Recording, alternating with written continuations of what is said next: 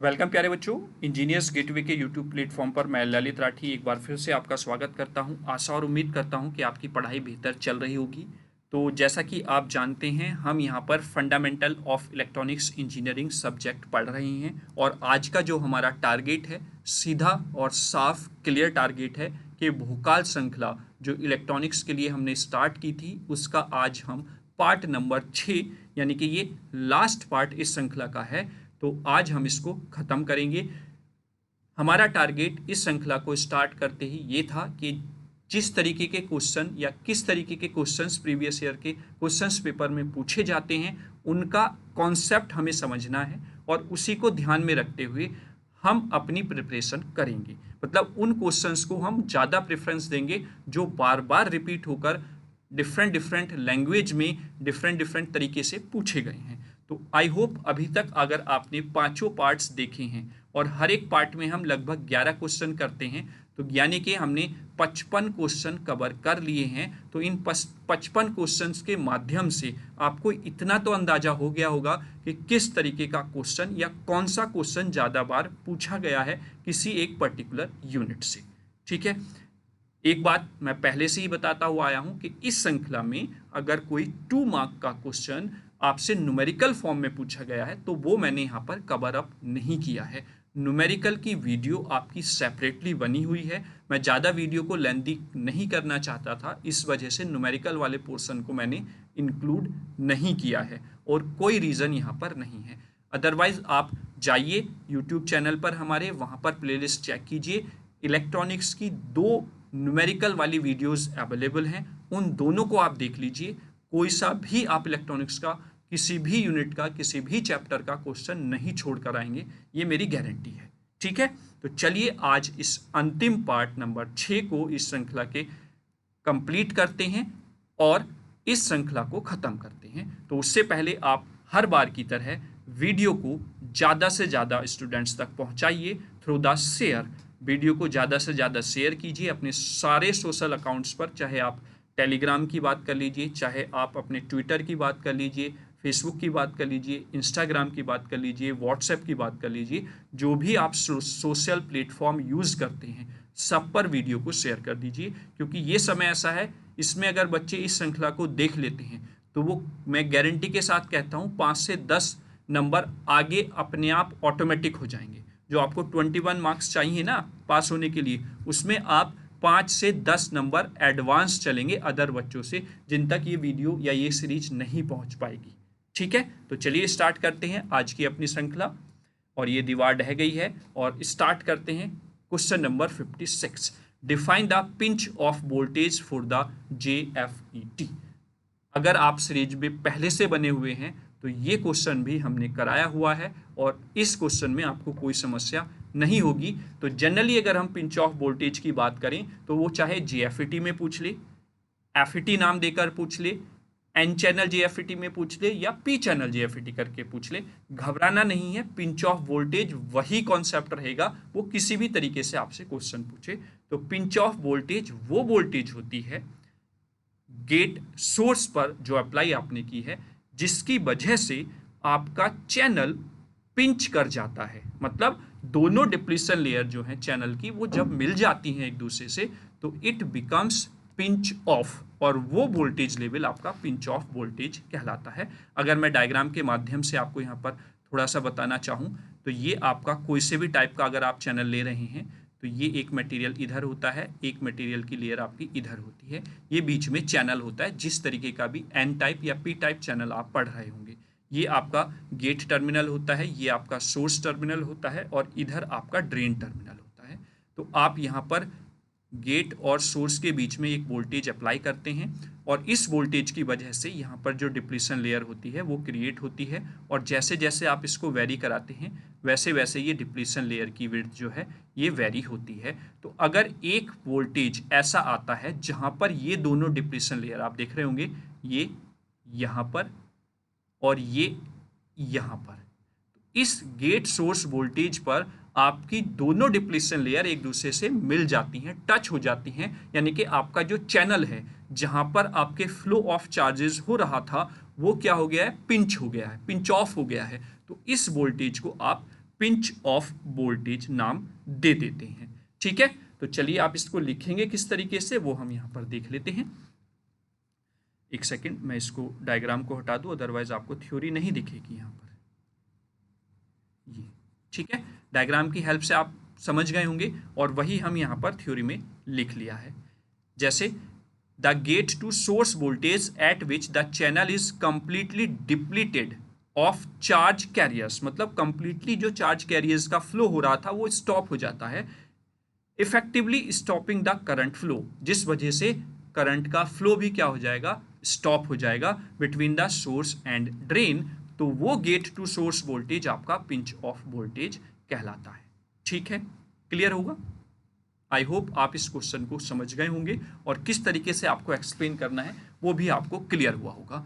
इस थ्योरी के साथ साथ आप उस डायग्राम को भी बनाकर दिखा सकते हैं जिसमें आप डिप्लीशन लेयर की हेल्प से गेट टू सोर्स वोल्टेज उस एक पर्टिकुलर वैल्यू पर आपका दोनों डिप्लीशन लेयर पिंच ऑफ हो जाती हैं, यानी कि आपका जो चैनल है वो पूरा पिंच ऑफ हो जाता है, स्टॉप हो जाता है करंट का फ्लो, तो वो आपका पिंच ऑफ वोल्टेज कहलाएगा। डायग्राम भी यहां पर आप बना सकते हैं, तो आपके स्ट्रांगली 2 मार्क्स कंप्लीट हो जाएंगे इस क्वेश्चन की एक्सप्लेनेशन पर। ठीक है, चलिए नेक्स्ट क्वेश्चन की बात करते हैं। डिफाइन करिए CMRR और स्लू रेट को ऑपरेशनल एम्पलीफायर की। देखिए सेपरेटली भी हम दोनों टर्म्स को डिफाइन कर चुके हैं, अब दोनों को एक साथ पूछ लिया है, तो एक नंबर का CMRR हो गया, एक नंबर का स्लू रेट हो गया है। तो CMRR जनरली क्या होता है, ऑपरेशनल एम्पलीफायर की एक ऐसी एबिलिटी होती है जो ये बताती है कि वो ऑपरेशनल एम्पलीफायर कितने कॉमन मोड, कितने परसेंट कॉमन मोड को रिजेक्ट कर पा रहा है या कितने परसेंट कॉमन सिग्नल को रिजेक्ट करने की एबिलिटी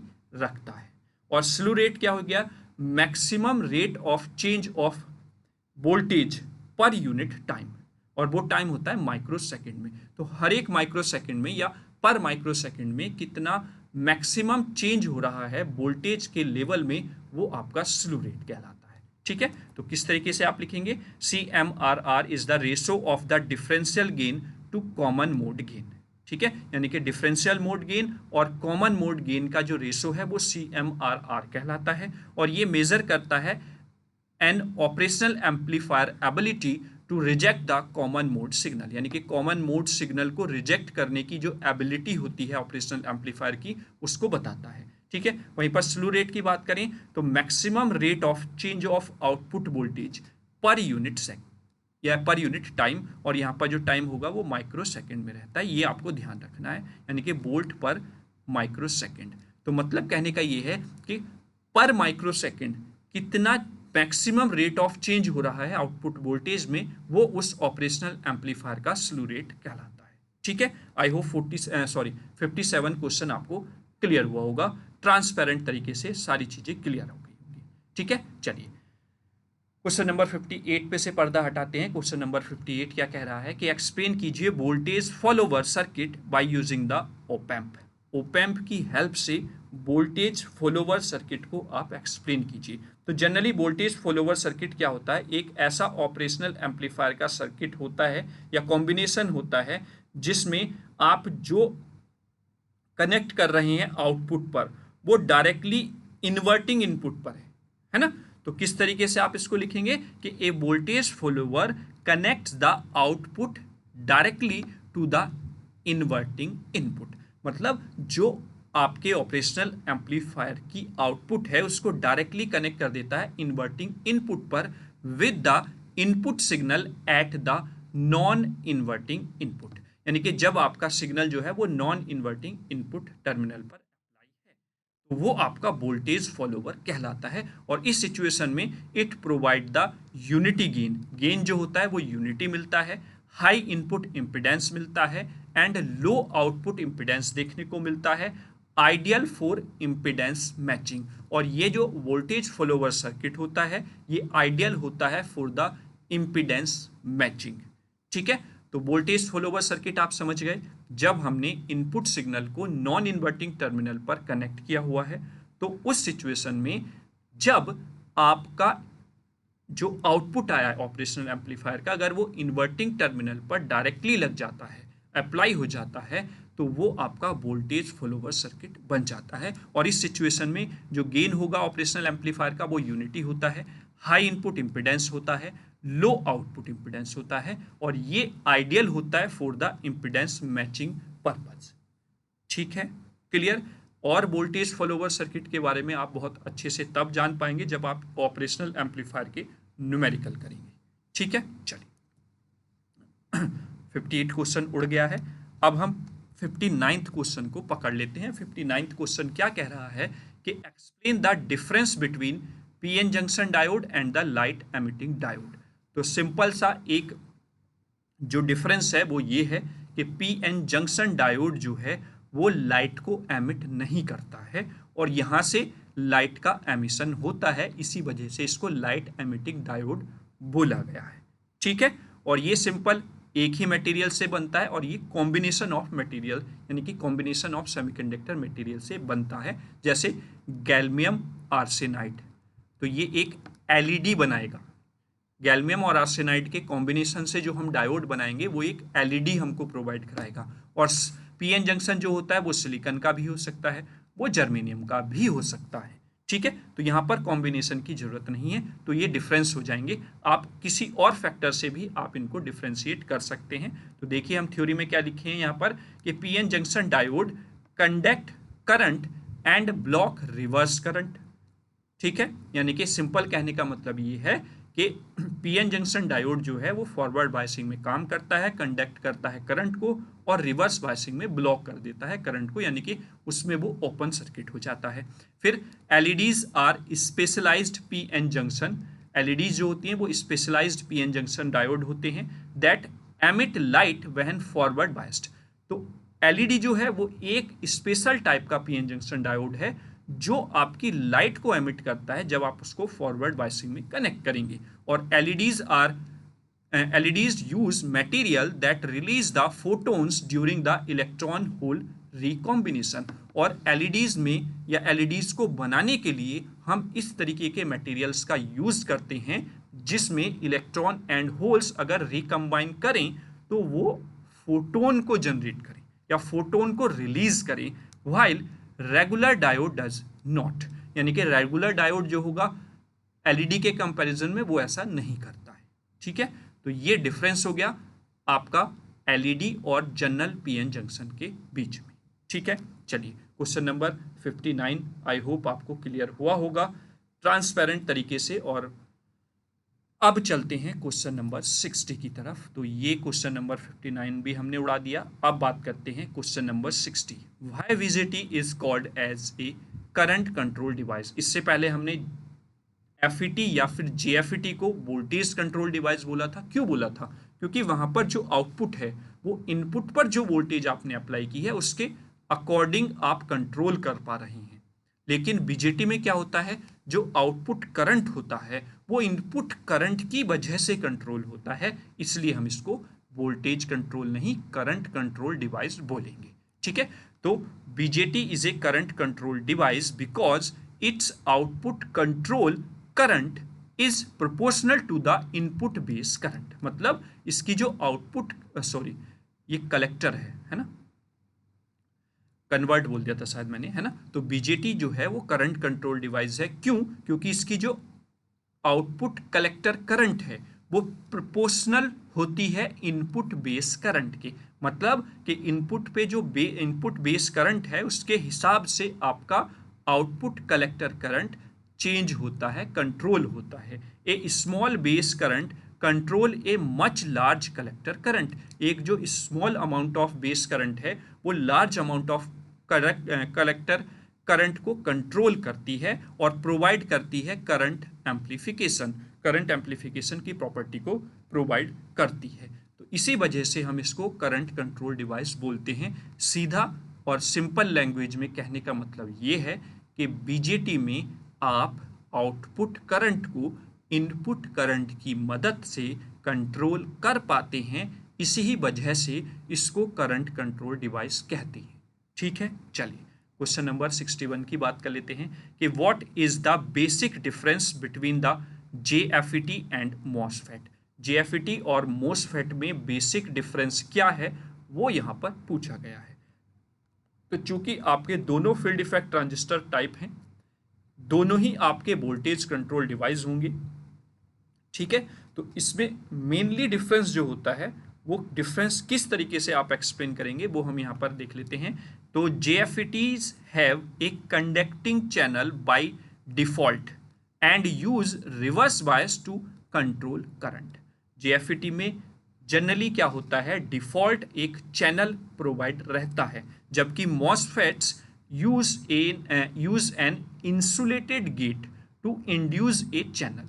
यहाँ पर हमें एक गेट को इंसुलेट करना होता है जिससे कि एक चैनल हम फिर वहाँ पर इंड्यूस्ड कर पाएं, और allowing for the enhancement and depletion MOSFET। और फिर उसके बाद हमें एनहेंसमेंट टाइप और डिप्लीशन टाइप MOSFET देखने को मिलते हैं। MOSFET generally have higher input impedance, और MOSFET का जो इनपुट इम्पिडेंस होता है वो जनरली हाई होता है कंपेयर टू द JFET, ठीक है। तो ये बेसिक डिफरेंस हो गया between the JFET and MOSFET, ठीक है। चलिए नेक्स्ट क्वेश्चन नंबर 62 क्या कह रहा है कि explain the concept of virtual ground in operational amplifier. अभी हमने कुछ देर पहले वर्चुअल ग्राउंड की बात की थी कि वर्चुअल ग्राउंड क्या होता है ऑपरेशनल एम्पलीफायर में। तो जनरली अगर हम बात करें वर्चुअल ग्राउंड की, तो ये एक फिजिकल प्रॉपर्टी नहीं है, मतलब आप इसको फिजिकली नहीं देखेंगे। ये एक ऐसा अरेंजमेंट होता है ऑपरेशनल एम्पलीफायर में जिसमें आपका जो ऑपरेशनल एम्पलीफायर है वहां पर आपको दिखेगा कि it behave like a ground. तो यही कॉन्सेप्ट आपका वर्चुअल ग्राउंड कहलाता है। किस तरीके से आप बताएंगे कि virtual ground is a point in an op amp circuit that maintains approximately zero potential due to the negative feedback. मतलब जो निगेटिव फीडबैक है उसकी वजह से अप्रोक्सीमेटली मेंटेन करता है 0 वोल्ट का पोटेंशियल, वो आपका वर्चुअल ग्राउंड कहलाता है ऑपरेशनल एम्पलीफायर सर्किट में, despite not being directly connected to the ground. यानी कि डायरेक्टली अगर हम देखें, फिजिकली अगर हम देखें तो ग्राउंड से कनेक्ट नहीं है, लेकिन ये एक ऐसा अरेंजमेंट हो जाता है जो एक तरीके से 0 वोल्ट के पोटेंशियल को मेंटेन करके रखता है। It simplifies circuit analysis and design, यानी कि ये सर्किट को एनालाइज और डिजाइन करने में मदद करता है, ठीक है। तो ये आपका क्वेश्चन नंबर 62 क्लियर हो गया होगा, ठीक है। Next, right 2 applications of the satellite communication. तो 2 एप्लीकेशन आप कोई से भी बता सकते हैं सैटेलाइट कम्युनिकेशन की, जैसे कि एक आप बता सकते हैं GPS की सर्विस प्रोवाइड कराता है, TV ब्रॉडकास्टिंग प्रोवाइड कराता है, रेडियो ब्रॉडकास्टिंग प्रोवाइड कराता है। तो कोई भी 2 एप्लीकेशन आप यहाँ पर मेंशन कर सकते हैं, जैसे कि global positioning and navigation system, जिसको आप GPS बोलते हैं। GPS की सर्विस आप सैटेलाइट की हेल्प से ही यूज़ कर पाते हैं। और फिर जैसे लॉन्ग डिस्टेंस टेलीफोन या फिर डेटा ट्रांसमिशन की जो फैसिलिटी होती है, it can also provided by the satellite communication, ठीक है। या फिर ब्रॉडकास्ट जो आप देखते हैं TV ब्रॉडकास्ट, वो भी आपको सैटेलाइट कम्युनिकेशन की हेल्प से ही देखने को मिल जाता है, ठीक है। क्लियर हुआ? तो क्वेश्चन नंबर 62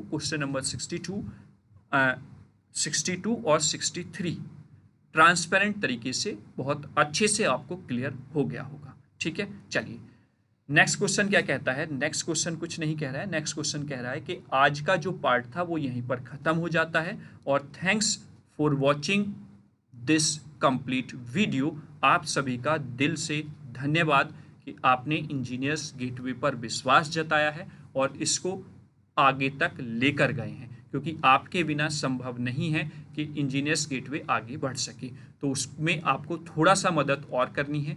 अपने वैल्यूएबल कमेंट्स कमेंट बॉक्स में ज़रूर लिखने हैं। किस तरीके से आप इस सीरीज को देखा या किस तरीके से आपने इस सीरीज से बेनिफिट लिया, क्योंकि ये इस सीरीज का आज लास्ट पार्ट था जो हमने कंप्लीट कर लिया है। अगर किसी भी क्वेश्चन में किसी भी पार्ट की या कहीं पर भी आपको कोई समस्या का सामना करना पड़ा हो, या कोई आंसर आपको ऐसा लगता है कि हमने बाय मिस्टेक गलत एक्सप्लेनेशन उसकी कर दी है, तो प्लीज़ आप वो कमेंट बॉक्स में ज़रूर कमेंट कर दें। ये ना सोचें कि हम क्या कहेंगे कि बच्चे ऐसा क्यों बोल रहे हैं, वैसा कुछ नहीं है, कि आगे अगर कोई बच्चा पढ़े तो उसका लॉस ना हो, ठीक है। और वीडियो को जितना हो सके ज़्यादा से ज़्यादा अपने सभी सोशल अकाउंट्स पर टेलीग्राम ले लीजिए, व्हाट्सएप ले लीजिए, फेसबुक ले लीजिए, या फिर अपना इंस्टाग्राम ले लीजिए, ट्विटर ले लीजिए, जहाँ जहाँ पर भी आपके सोशल अकाउंट हैं सब पर आप वीडियो को ज़्यादा से ज़्यादा शेयर करें, हमारे यूट्यूब चैनल को ज़्यादा से ज़्यादा शेयर करें, जिससे कि सभी बच्चों तक हमारी रीच पहुंच सके।